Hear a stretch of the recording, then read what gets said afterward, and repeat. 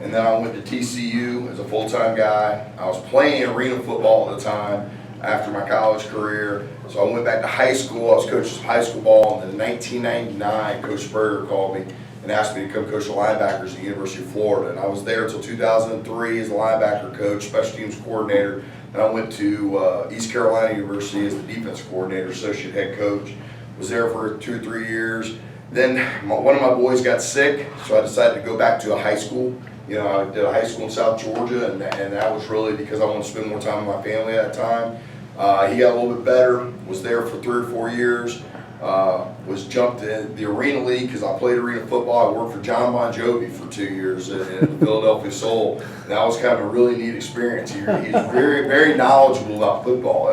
You think of a rocker, and I did anyway, of like, long hair guy, he is nothing like what I thought. Super business driven guy, very good philanthropist. I can't even say it.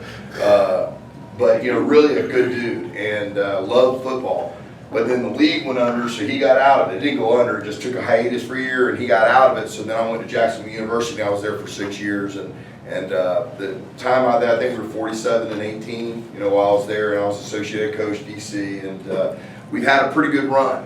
We were first in the nation in interceptions last 2 years in a row, and led the conference in defense. So, I've got a great staff. If you see them around town, be nice to them, I guess, say hello to them, because we don't know a lot of people up here. We're doing our best to meet and greet, get out, and we want to be a part of the community. We're all trying to, be around and be a part of the community and be a part of what this great university is. And we just want to make it great. That's all. We want to try to do our best and do our part around town, and the university. Kids have been awesome. Love the school. I think we've got outstanding group of young men that were left for me that work very hard. They're good kids. I don't know how we're going to do. We're getting ready to find out. We have spring practice coming up starting next Tuesday. And it'll be Tuesday, Thursday, Saturday. They're open practices. You guys are always welcome to come. I mean, you can come sit on the side, stand right next to me for all I care. I'm not, we're not pretentious in any way, shape, or form. We told high school coaches, come on out, you can stand in the huddle, whatever it takes. But we want to build this thing, to our best of our ability to be as great as we can to make the people of this community proud. Because, the way I look at it, you can be a Tennessee fan or a Clemson fan or a Florida fan, but if you're, in the Greenville community and you want to see good football, we'd love for you to come out to a game if you're not going to one of those games. We understand different people are different, fans of different universities, and they may spend some of their money going to those places, but we also want you to buy into what we're doing, because we've got great kids who work really hard. We're going to try to put a good product on the field and hopefully make you guys very, very proud as we move forward into our season and everything else. But that's, I didn't want to take up a lot of your time. I will open it up. If you got any questions, I'll be happy to answer any questions. Yes? One thing you said a couple of weeks ago when you met the coach, when I met you out there, is you talked about your players being 4.0 people, 3.0. Yeah. And I thought that was very interesting, your concept of doing that. If you would have just a couple of minutes to explain it. Yeah, what he's talking about, we had a little thing, a meet and greet a couple weeks ago. We recruited this year, when we come from JU is a very academic institution that we came from. And the way it works in Division II, when you're recruiting kids, they get academic, money, then they have athletic money, and they have need-based money. Those are the 3 ways they can get money to go to school. And what we've done, in this recruiting class, we signed 43 kids, and not all of those kids are getting the same amounts, obviously. But what we tried to do is find kids that had high academic, high need. And, so what it does is it lets your athletic dollars go farther. Does that make sense? So, if it's $32,000 to go to a private school, if they're a 3.5 GPA and a 21 ACT, or 22 ACT, they're getting $12,000 academic money from the institution. Well, then if they're need-based, their EFC is low, then they're getting like Pell Grants, so it'd be another $5,800. So now instead of starting at 0, you're starting at $19,000 before you got to try to get them athletic money. Does that make sense to everybody? Mm-hmm. So what we're able to do is take our athletic dollars farther by trying to recruit better academic kids. Does that make sense to everybody? So that's our mindset and what we're trying to get accomplished. Now, that's not always going to happen, but what we try to do is we try to find those guys as much as you can, because it makes your dollars go farther. And then if you got a little bit lower academic kid, he better be a dude. You know what I mean? He better be a guy. Dude, it's like, what he's trying to say, you and I would have been. Me either. I would not have been recruited either. I wouldn't recruit. I'm not sure I can recruit my own son, who's going to be a senior at Greenville. He'll probably be a senior. Well, I guess he's going to be moving up here, so he plays football. I'm not sure I can recruit him. Coach, I'm sitting at home watching ESPN or the SEC channel or something the other night. It's about Steve Spurrier. Yeah, yep. Kenny Chesney produced the program. That is correct. At the end of that program, there was all kind of interviews. You were in it? I was on it. Yes, I was. I played for Coach Spurrier. Obviously, my dad played with Coach Spurrier. I'm a second. I'm even worse for a Tennessee fan. I'm a second generation Gator. You know what I mean? So my dad played at Florida too, and he played 2 years before Coach Spurrier. So I've known Coach Spurrier since I was a little kid. When we go to the Silver 60s. Well, he's from here. Yeah, he's from, obviously, yes. I knew he's from this area. In fact, I thought I was going to hire Scotty Spurrier, his youngest son. We had already talked about it. I interviewed. Coach called me about it. I talked to Coach a good bit. He's a character.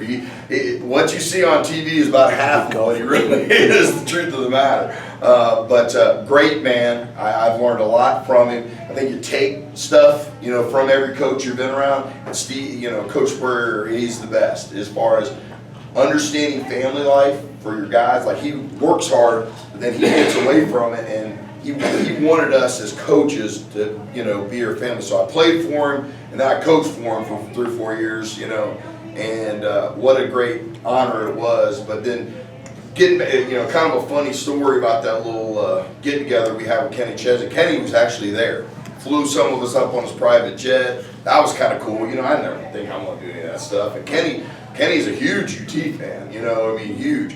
A great guy. But he was talking, and what happened, and I couldn't believe it. He said, Coach Spurrier didn't want to talk. I'm like, Coach, you sure got the right guy? Coach Spurrier didn't talk. And he said he didn't want to talk about himself, which I said, you sure you got the right guy? I kept saying the same thing. But we got in there, and basically it was about 12 guys from Florida. They called myself, 2 or 3 guys I played with, Danny Werfel, Noah Brendike, some guys, through his years, and then there was 3 or 4 from South Carolina and 3 or 4 from Duke. And we got together, and basically we were just telling stories. It was Coach Spurrier stories, and he got out there, and what they wanted to do is at the end of this, Steve Spurrier deal, and it was at the end of it where we're all on the field at Williams-Brice, stadium, and we're talking. And the first thing he said to us, and this is classic Coach, he goes, yeah, well, thank you boys, coming up, seeing me, how they're, great catching up, everybody. I appreciate you guys, because you guys made me a lot of money. That's like, you just start laughing. You're like, and some of the stuff he said didn't get on, TV, obviously. Jesse Palmer, I don't know if you guys know who that is. Jesse does Good Morning America, and he played quarterback in Florida when I was coaching there. And I think he was on The Bachelor. I think he was The Bachelor, at one point. But Jesse he got a funny story about Jesse. Jesse was scared to death of Coach Spurrier. That's just the truth of the matter. He was scared to death. Coach is brutal on quarterbacks now. He is tough on them. And I remember he was talking about the Auburn game in 2001. Coach's memory is like on point. He can remember stuff back when he was playing at Science. He told me a story about him playing at Science Hill. I'm thinking, that's got to be 45, 50 years ago, and he knew, hey, on second down and 1, I changed the play and did this, and he knows all that stuff. So he was talking about Jesse Palmer, and he said, we're in that Auburn game, and they were talking about Noah Brendike, who Noah was a backup quarterback, nobody knew anything of, but Coach loved him, absolutely loved him. So I remember, Jesse's in there throwing those flutter balls, and he's all nervous. So then we're thinking this is going to make the cut. Jesse's like the ESPN guy, and he's killing him on this thing. I'm thinking this is going to be on this 30 for 30, and Jesse's going to get murdered on this 30 for 30. His coach is just, he wasn't very good, really, was he? I don't know how he did for the Giants, because he played for the Giants for like 4 years. I don't know I don't know why they drafted him. But he's saying stuff like that, and we're sitting around going, is this really going to make it on the stuff? But that's just Coach. He is who he is, and he was a lot of fun to be around. And I've been fortunate. I've coached with some really, really good people. and players, and that's really what makes you, I think, and what your experiences are as you grow. And I've been fortunate to be around some good folks like that. But I'm really happy now to be here. I'm happy to be able, hopefully, be a part of the community. And if you ever need anything from me or anything I can ever do for you, please don't hesitate to ask. Give me a call. I'll call you back. And I hopefully we can make you guys proud. Coach, you mentioned